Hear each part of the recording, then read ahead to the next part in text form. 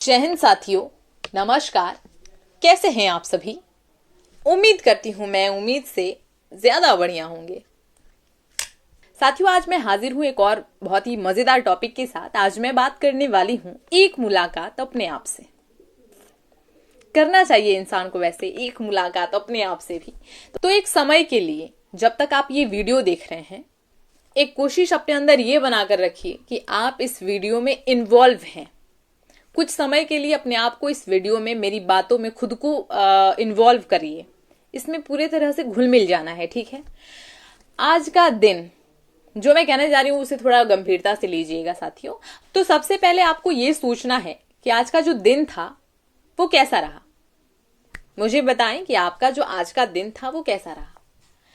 क्या आप आज के इस बीते हुए दिन से संतुष्ट हैं, सेटिस्फाइड हैं? क्योंकि आपको समझना चाहिए कि नया साल आ गया है और आज का तारीख है 15 जनवरी।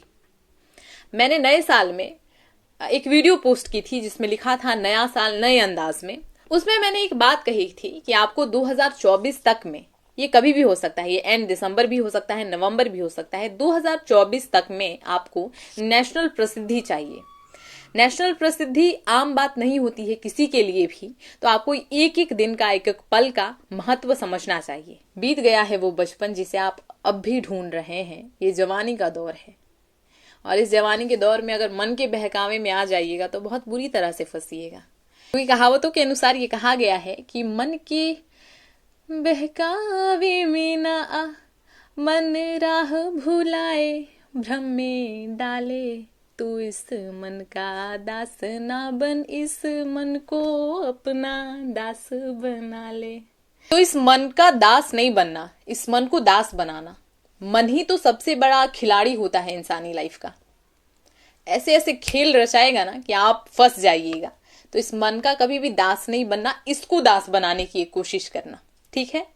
आपको एक मैं बात बताना चाहूंगी कि मेरे जो इंस्पिरेशन है, जो बहुत जिन्हें मानने की एक बात कह सकते हैं, लॉर्ड कृष्णा।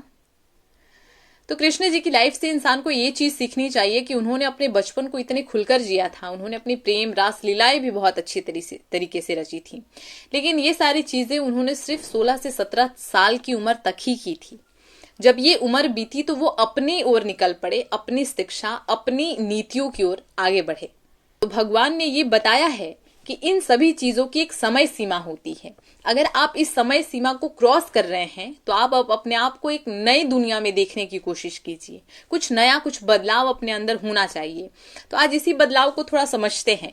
मैंने आपसे स्टार्टिंग में पूछा कि आपका जो समय बीता, क्या आप उससे सेटिस्फाइड हैं? अगर हाँ तो कॉन्ग्रेचुलेशन, क्योंकि आप सही रास्ते में हैं। अगर आप इस चीजों को रियलाइज कर रहे हैं कि मेरा जो आज का समय बीता वो रोजमर्रा की जिंदगियों की तरह था, तो आप बिल्कुल सही रास्ते पर नहीं हैं। क्योंकि ये कहावतों के अनुसार बूंद बूंद से सागर बनता है, बूंद बूंद से घड़ा भरता है। तो आपके एक एक सेकंड का महत्व आपको बाद में पता चलता है। तो ये बताइए कि जो दिन बीता, अगर मान लीजिए अच्छा बीता, आपके हिसाब से बीता तो बहुत अच्छी बात है, लेकिन आपका आज का दिन भी बिल्कुल अजीब तरीके से जाया हुआ, तो ये बताइए मुझे कि वो जाया हो कहाँ रहा है?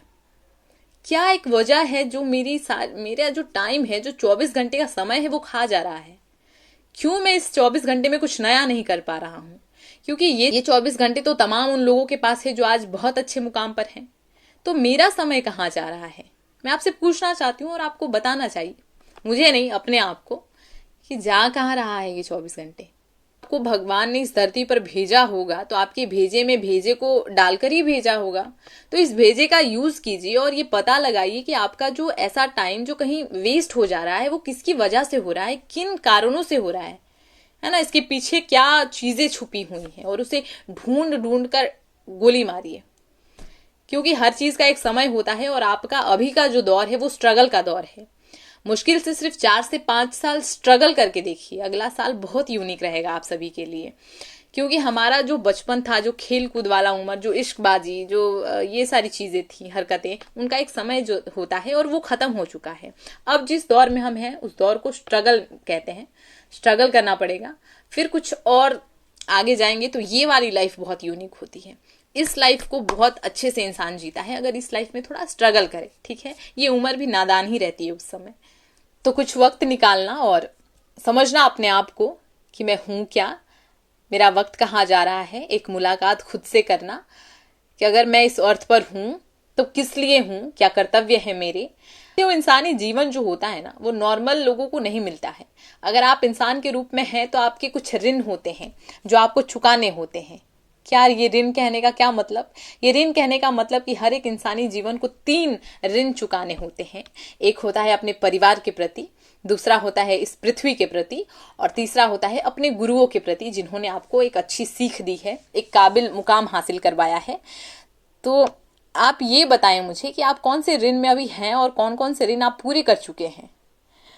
अगर नहीं कर चुके हैं तो ये बात तो हमेशा याद रखिएगा कि इन तीनों ऋण से आपको गुजरने होंगे, जो कि हर एक इंसानी लाइफ का एक कर्तव्य होता है।